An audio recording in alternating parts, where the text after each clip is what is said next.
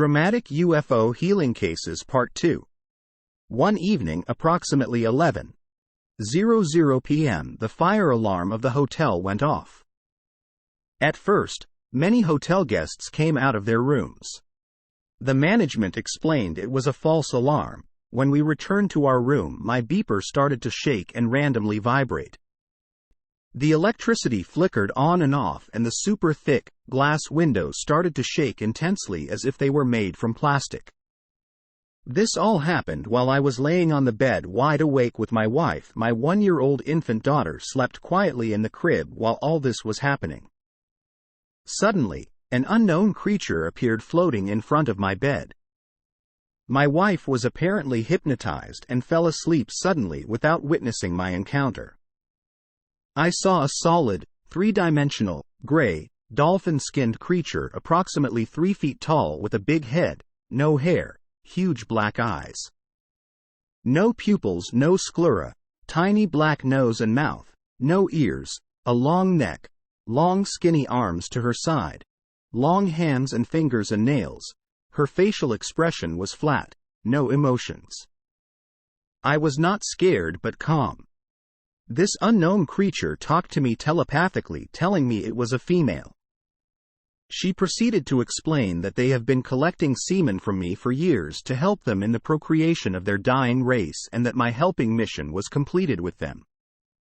In fact, she kept her promise, and I was never bothered again. Mr. Fernandez stated that prior to this dramatic event, he had little interest in the subject of extraterrestrials. He considered his one flying saucer sighting and the earlier bizarre encounters as simply paranormal events of his youth. After his encounter with the female alien being, however, he became very interested in the subject of flying saucers. He joined in the activities of the Peruvian contact network known now as Rama. He became friends with Sixto Paz Wells, one of the founders of that group. On 3 occasions, he traveled to the Peruvian desert to participate in fieldwork with Rama. In one incident at a remote location called Chilca, he, his wife, and the other witnesses saw up-close UAP crafts. And Alberto reportedly entered a dimensional portal that the Peruvians call a Zendra. After retiring from the DIA, he has publicly spoken about his contact experiences. In 2001, he experienced a serious traumatic injury and reportedly had a subsequent healing encounter. A heavy-set elderly woman fainted while standing next to him. He caught her in his arms but was unable to sustain their combined weight. Together they fell. While still holding on to her, he smashed the right side of his face against the edge of a chair. His right eye was severely damaged. Prior to this injury, his visual acuity was reportedly 20/20 following prior corrective LASIK surgery.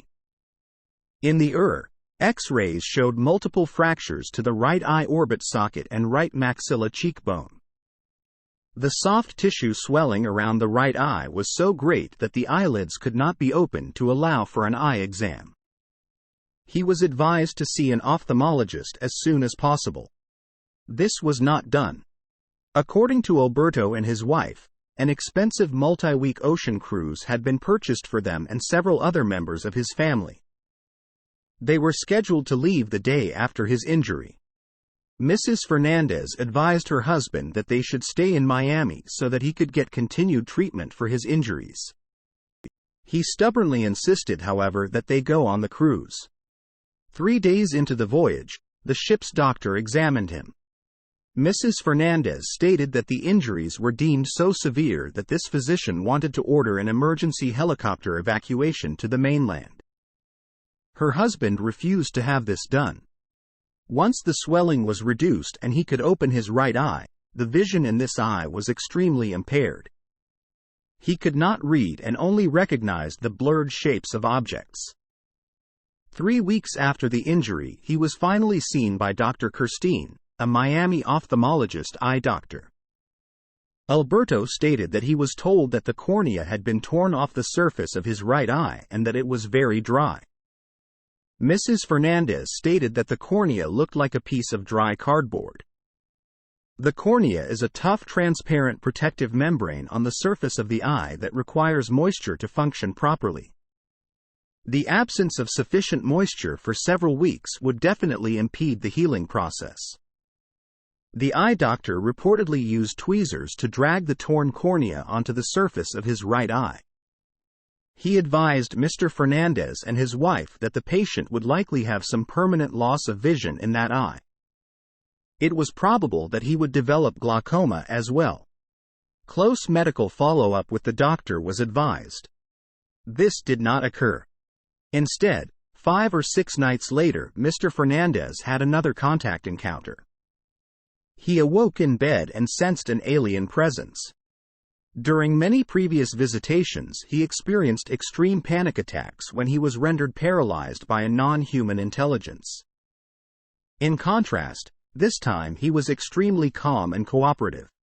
He voluntarily kept his left eye closed. A very bright green light shined into his right eye that Fernandez believes was a laser surgical instrument. With machine-like precision, the brilliant light flashed, striking his injured cornea. There was no pain associated with the procedure. The bursts of green light were rapid, several per second, and in retrospect he realized that they were suturing the torn cornea to his injured right eye. The Fernandezes stated that the next morning, to their amazement, he was able to see perfectly with his right eye. He never followed up with Dr. Kirstein, but several months later visited an associate physician, Dr. Campagnoni, examined Mr. Fernandez. According to him, this physician was shocked to find that Alberto's eye was perfectly normal. Mr. Fernandez and his wife stated that he never developed glaucoma. Post from user Contact Underground at Reddit.